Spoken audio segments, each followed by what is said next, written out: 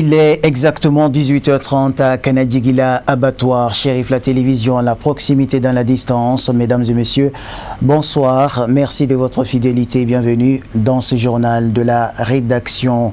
Au Mali, le Premier ministre Dr Choguel Kokala Maïga conditionne la tenue des élections par la stabilisation définitive du pays. On en sait plus dans ce commentaire signé Moussa Fomba.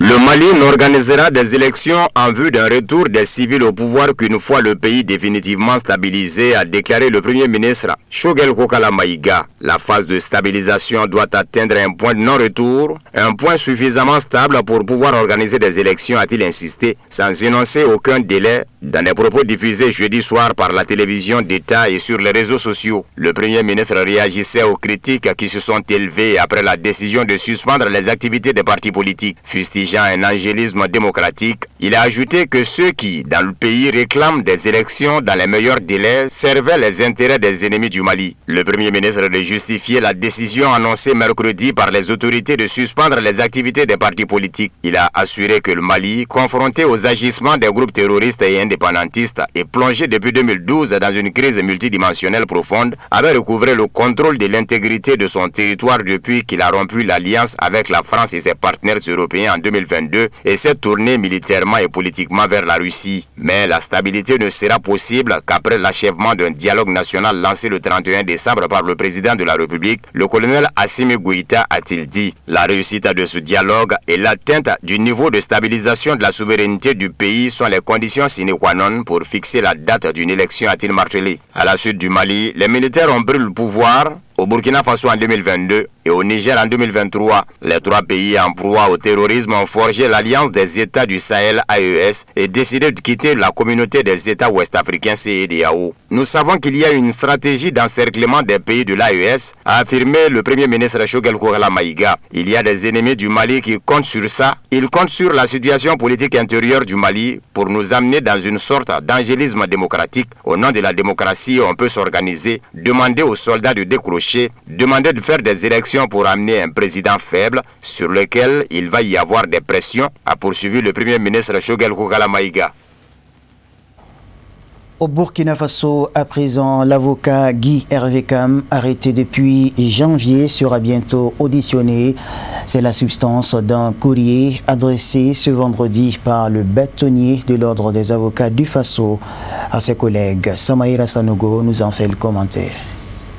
Faso, on s'achemine peut-être vers le dénouement du dossier Maître Guy Hervé Kam. En tout cas, le courrier adressé ce vendredi par le bâtonnier de l'ordre des avocats du Faso à ses collègues autoriserait une telle supposition. En effet, dans sa correspondance, Maître Siaka Nyamba aurait indiqué avoir reçu le 8 avril 2024 une copie de la lettre portant autorisation de l'audition de Maître Guy Hervé Kam, adressée par le président de la Chambre d'instruction au procureur du Faso. Dans cette lettre, le président de la chambre d'instruction aurait demandé clairement que l'audition de l'avocat arrêté se fasse dans le strict respect des articles 6 du règlement numéro 5/CM UMOA du 25 septembre 2014 relatif à l'harmonisation des règles régissant la profession d'avocat dans l'espace UMOA et de la loi numéro 16-2000/AN du 23 mai 2000 portant réglementation de la profession d'avocat au Burkina Faso d'une part et de l'ordonnance du 7 mars 2024 du juge des référés liberté du tribunal administratif de Ouagadougou d'autre part. Le bâtonnier préciserait par ailleurs que le président aurait affirmé attaché du prix au respect des termes de sa lettre parce qu'il y va de la crédibilité tant de la transition que de l'institution judiciaire. Se fondant sur ces instructions du président de la chambre d'instruction, Maître Siaka Nyamba aurait exprimé son espoir de voir Maître Guy Hervé Kam libéré dans les plus brefs délais. C'est dans la soirée du mercredi 24 janvier 2024 que l'homme de droit a été interpellé à l'aéroport international de Ouagadougou alors qu'il revenait de Bobo-Dioulasso. Faso. Il est alors conduit dans les locaux de la Sûreté nationale sans connaître les motifs de son arrestation. Les organisations de la société civile telles que le mouvement Sens, coordonné par Maître Guy Hervé Kam lui-même, le Balai citoyen ou encore le syndicat des avocats du Burkina Faso, la conférence des barreaux de l'UEMOA, le conseil de l'ordre du barreau de Paris ont tous protesté vivement contre cette interpellation et demandé une libération immédiate de l'avocat sans obtenir gain de cause. Tant et si bien que Maître Guy Hervé Kam est toujours maintenu en détention. Ce vendredi, le mouvement Sens avait appelé à une manifestation de protestation devant la Sûreté nationale avant de revenir sur sa décision. Ceci à la suite d'une lettre reçue de la délégation spéciale de Ouagadougou qui estimait la manifestation inopportune. Au regard du communiqué numéro 03 en date du 30 septembre 2022 du MPCRD suspendant les activités des organisations de la société civile, des partis et formations politiques toujours en vigueur et surtout de la sensibilité du site choisi. D'un pays voisin à un autre dans ce journal en direct sur nos antennes, on s'intéresse cette fois-ci à la coopération militaire en marche rapide entre le Niger et la Russie. Dans un contexte international de plus en plus tendu, le Niger renforce ses capacités de défense en s'associant avec la Russie. Cette nouvelle collaboration voit l'arrivée d'instructeurs militaires russes dans le pays et de matériel de défense de pointe également à Niamey, marquant ainsi un tournant significatif dans la politique sécuritaire du pays après le départ des troupes françaises. Sadio Sidibé. Une nouvelle coopération sécuritaire entre le Niger et la Russie se met en place. Des instructeurs russes sont arrivés mercredi à Niamey, qui a également réceptionné sa première livraison de matériel militaire russe. L'annonce a été faite jeudi soir par la télévision publique nigérienne. Nous avons assisté ce mercredi 10 avril 2024 à l'arrivée à Niamey d'un Ilyushin 76, un gros porteur russe transportant du matériel militaire de dernière génération, avec à son bord des instructeurs militaires du ministère russe de la Défense, a annoncé la télévision publique Télé Sahel. L'objectif de cette coopération est clairement défini: développer la coopération militaire. La Fédération de Russie va doter le Niger et installer un système de défense anti-aérien capable d'assurer le contrôle total de notre espace aérien, a affirmé la télévision publique. En parallèle, des images filmées de nuit montraient un gros porteur russe à son atterrissage à l'aéroport de la capitale. Les instructeurs militaires russes, dont le nombre n'a pas été précisé, assureront une formation de qualité aux militaires nigériens pour une utilisation efficiente du système, a affirmé la télévision publique.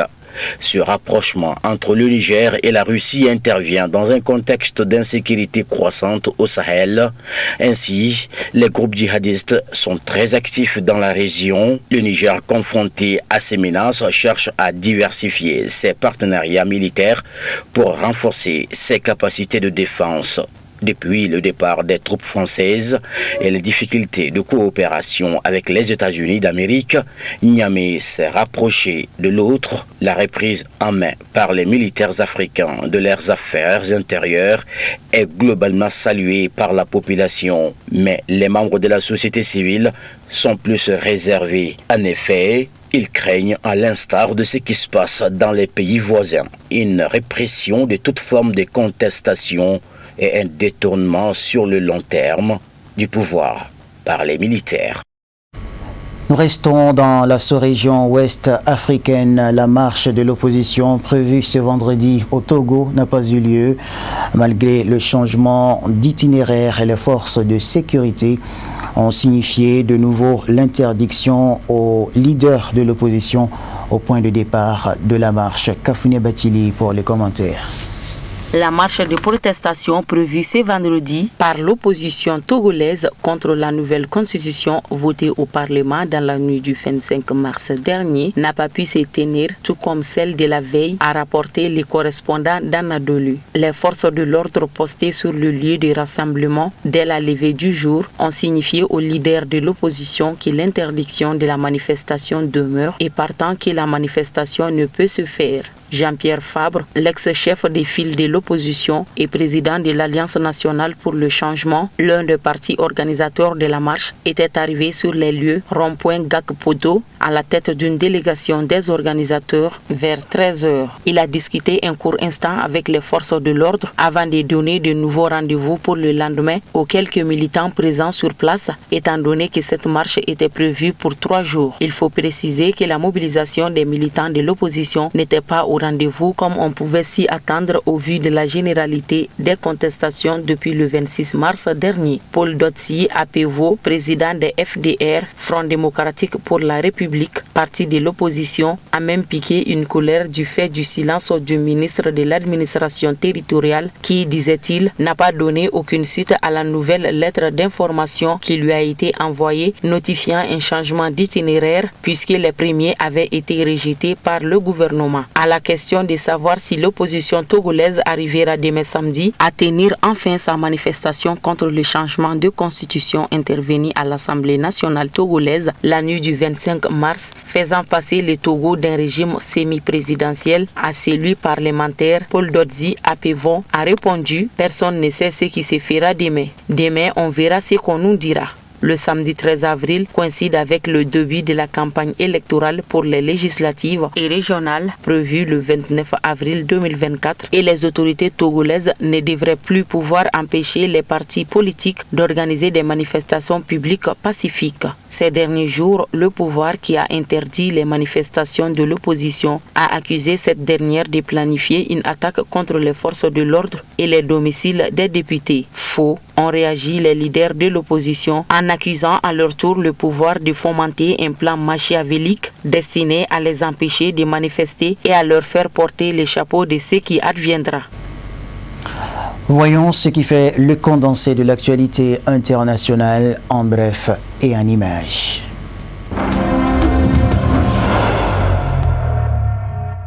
La compagnie aérienne nationale d'Algérie, Air Algérie, a annoncé une transition vers l'arabisation de toutes ses correspondances officielles, ainsi que le remplacement du français par l'anglais, indique vendredi la presse locale. Cette décision révélée jeudi par le journal algérien arabophone Chourouk concernera les discours du PDG d'Air Algérie, les échanges avec les ambassades des pays étrangers en Algérie et les interactions avec les administrations. Dans le cadre de cette transition linguistique, le personnel de la compagnie aérienne nationale sera formé en anglais, une langue largement utilisée à l'échelle internationale. Selon les informations rapportées par El Chourouk, cette initiative vise à renforcer le sentiment d'appartenance au pays et à affirmer l'identité nationale en accord avec la constitution qui établit l'arabe comme langue nationale et officielle de l'État. Depuis 2019, les autorités ont entrepris des efforts pour promouvoir l'usage de l'anglais dans les écoles et les administrations publiques du pays.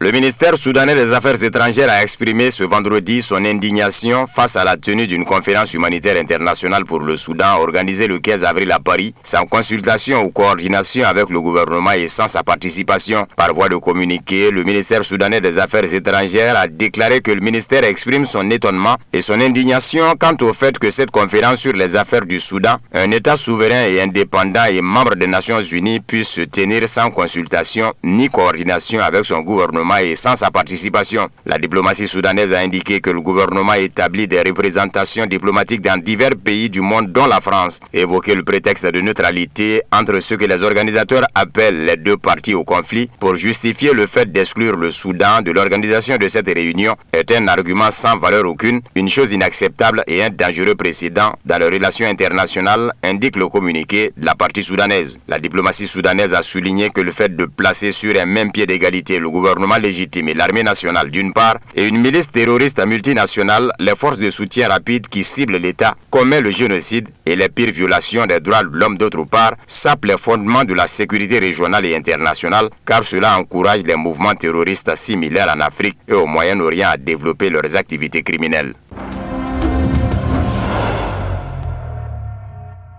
Le Japon rappelle Hiroshima et Nagasaki à l'ONU sans souffler mot de l'auteur de la tragédie. La représentante permanente adjointe du Japon auprès de l'ONU l'a évoqué lors d'une réunion du Conseil de sécurité sur l'Ukraine. En tant que seul pays à avoir subi des bombardements atomiques pendant la guerre, le Japon n'acceptera jamais la menace nucléaire russe et encore moins l'utilisation d'armes nucléaires, a déclaré Shino Musiko. Il y a 79 ans en effet, les États-Unis ont bombardé les villes japonaises d'Hiroshima et Nagasaki, faisant 214 000 morts, puis des dizaines de milliers de victimes liées à la radioactivité. L'Occident avance régulièrement de fausses thèses selon lesquelles Moscou menacerait d'utiliser l'arme nucléaire. Le président Poutine a souligné à plusieurs reprises que la Russie n'en avait pas l'intention.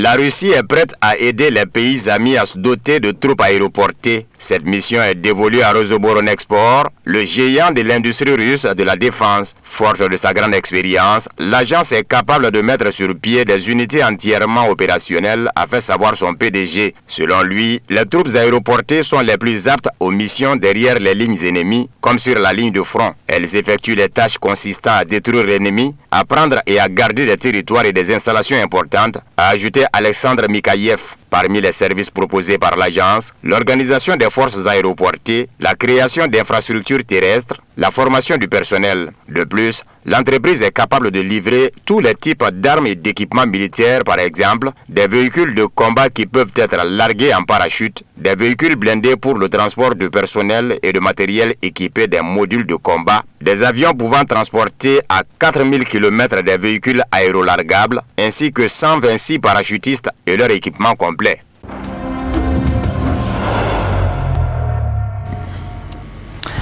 Ainsi s'achève ce journal de la rédaction que j'ai eu le plaisir de vous présenter. Merci à vous de l'avoir suivi. Très bonne suite de programmes sur nos antennes. Bonsoir.